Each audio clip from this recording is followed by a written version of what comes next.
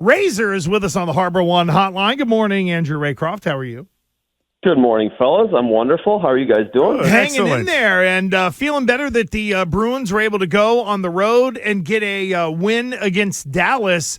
What do you make to this point? I know it's only 2 games. What do you make of the Bruins' re-entry into playing regular season games?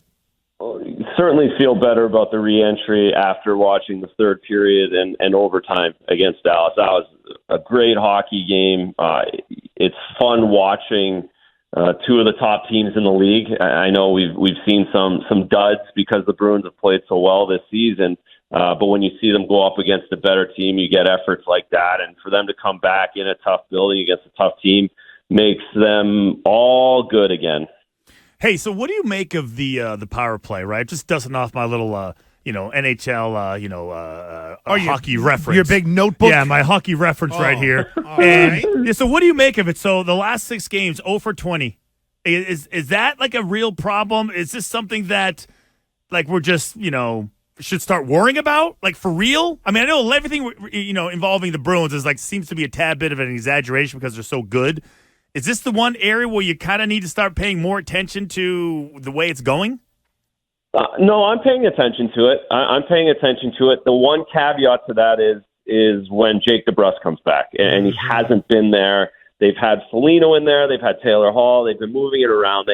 Listen, it's not good right now, but I want to give it 2 or 3 games with Jake Debrusk back on that first unit, with Taylor Hall or Nick Foligno on the second unit. There's a lot of scoring being done by that second unit, and that's out of sorts a little bit right now, too. So 0 for 20 is not good. It would be a big problem if they were in 6th, 7th place in the conference. Because they're not, it's not as bad, but I am concerned. I am watching it every game and seeing what kind of adjustments they make, but I'm going to give it 2 or 3 games before I really panic with Jake Debrusk back on the first unit. So you do equate that, like when you're trying to figure out what the problem is, how would you explain it, so to speak?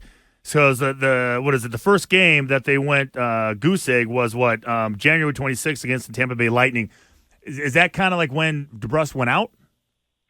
Well, Debrusk was out a little bit earlier than that, but I think the other thing is, too, right, you played a really good penalty kill against Dallas. You got Tampa Bay, Andre Vasilevsky, Carolina's good.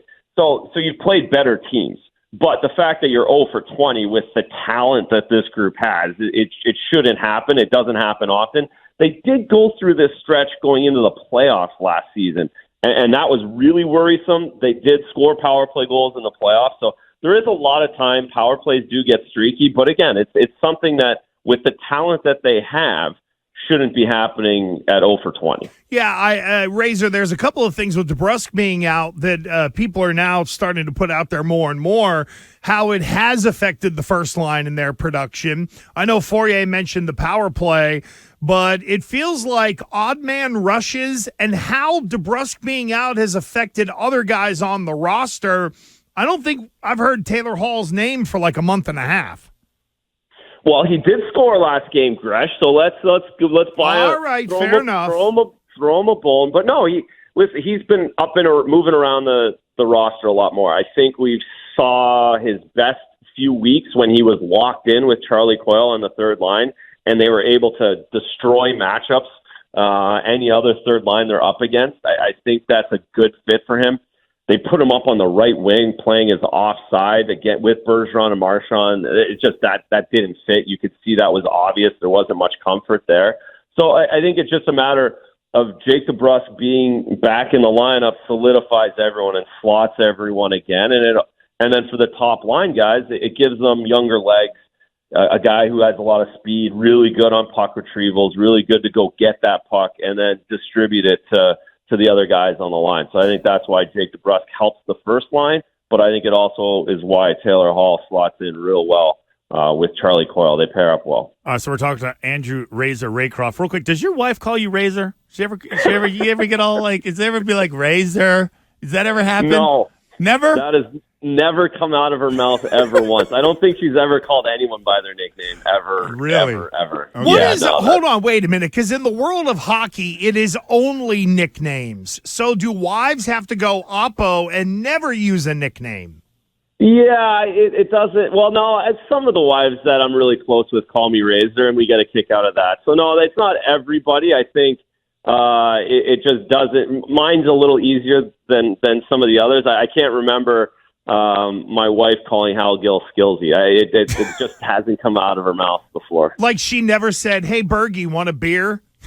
Yeah, no, it's Patrice. Too close. Patrice. How are close. you, Patrice? Yeah. So Patrice. the other thing is like, the trade deadline's coming up, and what I'm hearing a lot of is the Bruins need to go all in. Okay, what does that mean to you? What is all in for specifically this team? What does all in mean to you with the Bruins when it comes in relating to the Bruins?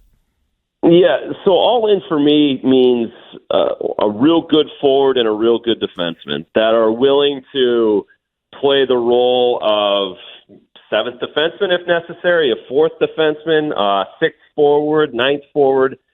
Don Sweeney's on the phone 12 hours a day right now. He's in on everything. There's a lot of talk in that they're the ones that are kicking all the tires and holding up some deals because they're making sure they're making the right ones. Like they're out there, and Don's done very well at the deadline the last few years.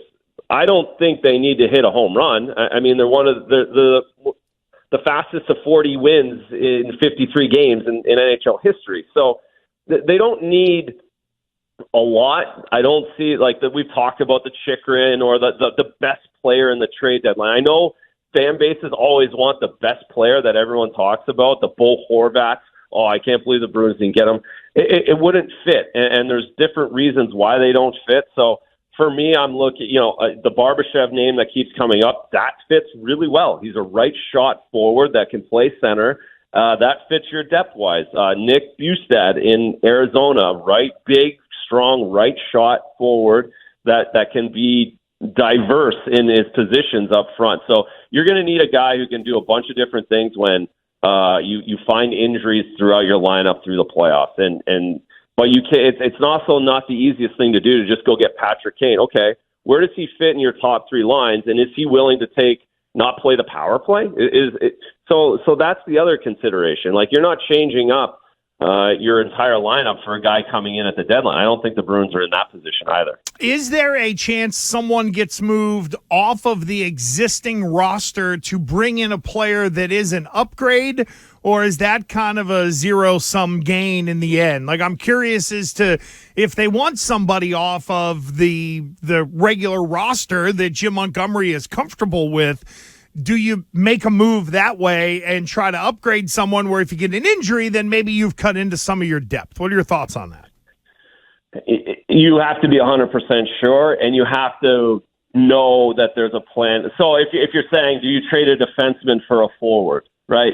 You have to have another. Right? Yeah, if you have another, you have to have another plan in place to fill that defenseman somewhere else. If you're making that, you cannot.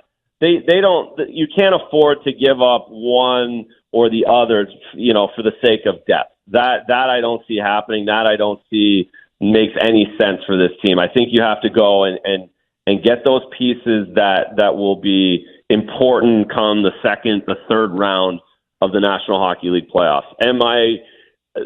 I know what keeps Don up at night is, does he mess with this roster? I right. Can't imagine being too concerned with first-round picks or prospects, because I'm not as myself. I can't imagine being worried about that when you have a team like this in this position to go for it.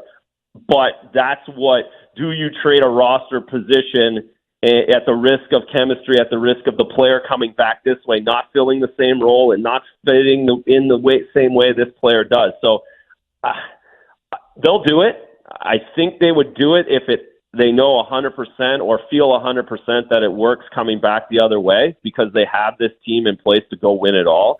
I think it just might make them think a little bit longer than any first-round picks or prospects. Now, I know this would be the time in our chat with our buddy Andrew Raycroft where we would get into the tickle trunk. However, I am going to hijack the tickle trunk today because we have to ask our friend Andrew Raycroft about something that we all found out about earlier this month.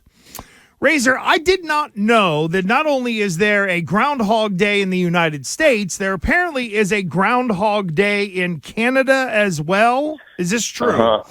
And it is true, yes. And apparently the Canadian woodchuck, groundhog, whatever you want to call it, and I hope I'm getting this right. I'm going to do my best French Canadian here.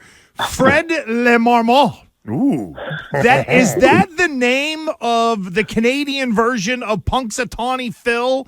And they found this rat dead on the morning that some guy from Saskatoon was supposed to stand there and hold this stupid rat over his head and tell the people of Canada that it's going to be cold up there for 6 more weeks, which they're used to anyway. Unfortunately, this is the state of my homeland at this point. We all think there's problems down here in the United States. Canada's, even the groundhogs are dying. We politically we have some issues. We got some stuff going on, and I think the icing on the cake for that is the groundhog being dead. I mean, did someone go in and say, "Hey, the groundhog's dead. Maybe we can't make this announcement," or "Hey, let's go find another groundhog"? And it's fascinating to me that actually happened, and it's very Canadiana that they're so honest about it rather than actually fixing the problem. Okay, so this is according to Wikipedia. Now, again, take it for whatever it's worth. But when gotta be true. It's got to be, right? When you put in the Canadian version of Punxsutawney Phil, it says this: due to Nova Scotia's Atlantic time zone, Shubencotti Sam makes the first Groundhog Day prediction in North America. Are you aware of this version of this stupid rat that lives in that time zone? No, I'm not. I'm not completely spruced up on my groundhog aficionado, but it does make obviously the Newfoundland is an hour and a half ahead of us, so they're the first ones over there in the Maritimes, and that's why they'd be first. There we go. We had to get to the bottom of it because we heard that the Canadian groundhog was found dead, and it's like, listen, if there is, do we really need to carry on the rest of the ceremony? They should have brought the damn thing out by its feet and it's just we've got dinner. What, I was just going to say, somebody cooked that thing. Yeah. Someone's wearing it as a hat. No, somebody else made stew out of it. He had it on his head. Oh, no question. No question. The big tail hanging down like Davy Crockett and all that. Now, I know in America it is, and I might be putting you on the spot here. I know in America it's in Punxsutawney, Pennsylvania. But where is kind of the official Punxsutawney, Pennsylvania of Canada? Is there an official Groundhog Day rat that, you do it in the Maritimes, but the one that really counts is in Winnipeg or something? I don't know. No, I mean, there's one in Ontario that I think it's very provincial. It's very provincial in Canada. So the Quebec one, the Nova Scotia one, the Ontario one, every province has their own guy. I have no idea where it is in Ontario. I forget, but I remember hearing about it, but it's provincial. And they all have the same rodent species, right? It's not hey, I'm going to use a raccoon. This guy's going to use No one's grabbing no one's grabbing a giant squirrel or something. See, I mean, listen, this is very everything. It's not Beaver Day in Canada. It's still Groundhog Day. There you go. See, everything about this interview is educational. Every last aspect of it. Beaver I feel Day. I went. Yeah. What is Beaver Day in Canada is a whole different deal. What does it mean for the hockey players? I was just gonna say. Hey guys, it's Beaver Day. They had Beaver Day when the bubble was up there. All right. I don't want anybody to get in trouble. Razor, thank you, friend. We appreciate you, buddy. We'll talk to you next week. Thank you, sir. All right, guys. Thanks. Have a great weekend. You too.